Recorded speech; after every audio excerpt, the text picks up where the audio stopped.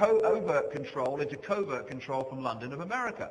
Now, I don't know whether you saw this story, but a couple of years ago, I suppose it was now, the story broke that they were renovating 28 Craven Street with a grant, £1.5 million, I think, something like that, to turn it into a kind of museum to Benjamin Franklin's life near Trafalgar Square. They start digging the floor up. They find 10 bodies, 6 of them children, which had strange things done to them. And this article is kind of saying, well, he and his mate must have been into body snatching for medical research. When you see the rest of Franklin's history, there might be another explanation for this.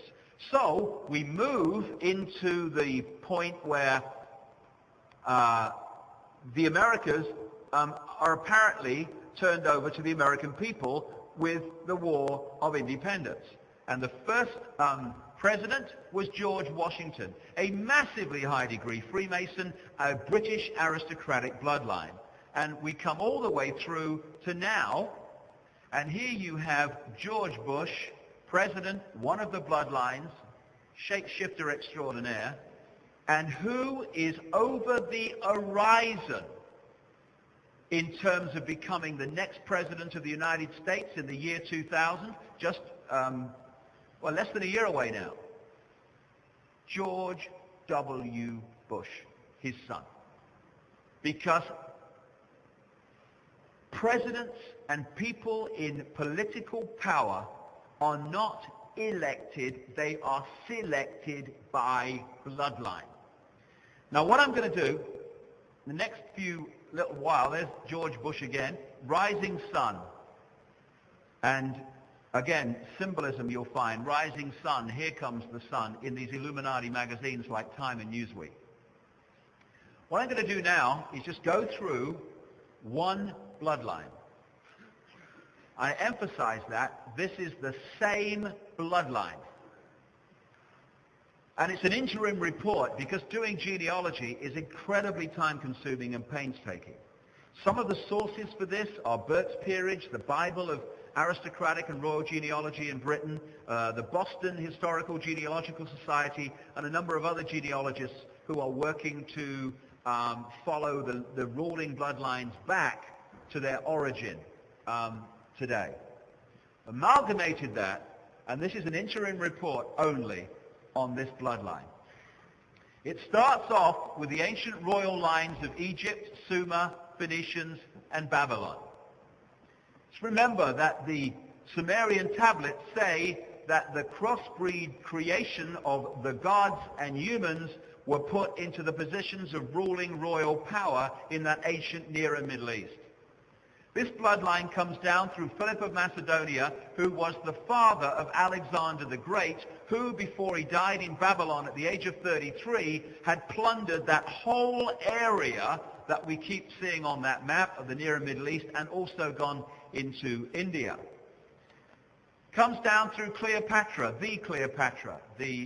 Egypt, who had children with Julius Caesar and Mark Antony. Comes down through Herod the Great, who was the king in the Jesus stories.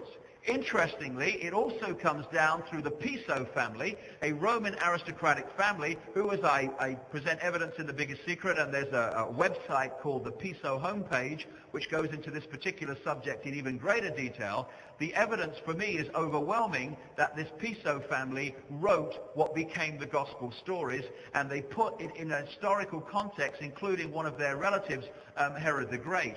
And when you look at the Jesus stories, they are constantly recurring stories that can be found thousands of years before Christianity was even thought of. Now, in 325 AD, at the Council of Nicaea, in what we now call Turkey, a Roman emperor called Constantine the Great took those gospel stories that had manifested as the Christian religion, and he created the foundation of the Christian religious structure to this day, known as the Nicene Creed. The Nicene Creed. Constantine the Great, who did that, is the same bloodline as the Pisos.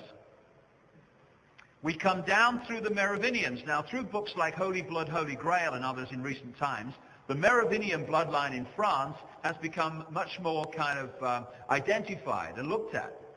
The Merovingians were a royal bloodline. And there are some people, I would suggest because they've not quite seen the bigger picture, and there are some people who are doing it knowingly to mislead and divert, who are claiming that the Merovingians, and therefore all the people that come off from them to the present day, are the bloodline of Jesus. Why is the word bullshit kind of resonating through my mind when I say that? Nonsense. They are an important bloodline relevant to the control of the world, but it has nothing to do with Jesus. Just a diversion, I would strongly suggest. And interestingly, the Merovingians, talking about symbolism, the Merovingians were the people who created the city called Paris. And the Merovingians worshipped one of the great goddesses of the ancient world, the goddess Diana. And they built sacrificial underground ritual places just outside the original Paris to do their rituals and sacrifice to the goddess Diana. That spot today has become very famous. It's called the Pont d'Alma Tunnel, where Diana died. Charlemagne, the most famous monarch of what we call France, same bloodline. Since 1776, hundreds and hundreds and hundreds and hundreds of millions of people have lived in the United States and call themselves Americans. Not only that, that phenomenal number of people, there's 260 million Americans now, never mind add them all up in the past. Those people not only are incredibly numerous, they came from a massively diverse genetic pool. You would have thought, therefore, that there's just a bit of a chance that within the 42 only of them who've become President of the United States, there would be just a little bit of genetic diversity. Makes a bit of sense? No. 33, and this is conventional genealogical sources, 33 of those 42 alone go back to Charlemagne. The Habsburgs, who control the Holy Roman Empire, even the Holy Roman Empire. I mean, it sounds more fun. For centuries, same bloodline. The de Medici family, the House of Lorraine, same bloodline. Comes down through the Plantagenet royal dynasty, which manifested a number of monarchs in Britain. King John, who signed the Magna Carta. The Stuart dynasty, same bloodline. Down through the Georges, George III, who was the king at the time of the American Revolution, etc. Down through the present royal family, Queen Elizabeth and Prince Charles, etc. We go through the French royal dynasties, down to Louis XVI, whose wife, Marie Antoinette, same bloodline. They were killed in the French Revolution, but their little boy prince was saved and later turns up in America under the name Daniel Payzer.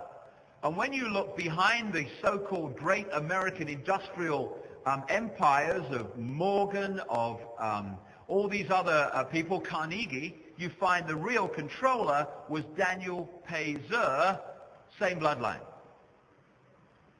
Comes down through the presidents of the United States, George Washington, the first, and all the way down through these, through George Bush to George W. Bush, who, unless we can derail it by information getting into the public domain, will be the next president of the United States. It comes down through the Scottish bloodline families, the Lords of Galloway and Mary Louise of Austria, who was the wife of Napoleon. Everywhere you look, the bloodline's there in history. Kaiser Wilhelm II, the king at the time of the First World War in Germany. Maximilian, Emperor of Mexico, it was the Habsburg, the Rothschilds, the Rockefellers, same bloodline. And that's why this guy is where he is, and why he's just broken the record for money raising for a Republican presidential candidate. Another place the Templars went after the purge was around the west coast of Ireland and into Scotland. And there, later, they re-emerged under another name, the Scottish Rite of Freemasonry. The Scottish Rite of Freemasonry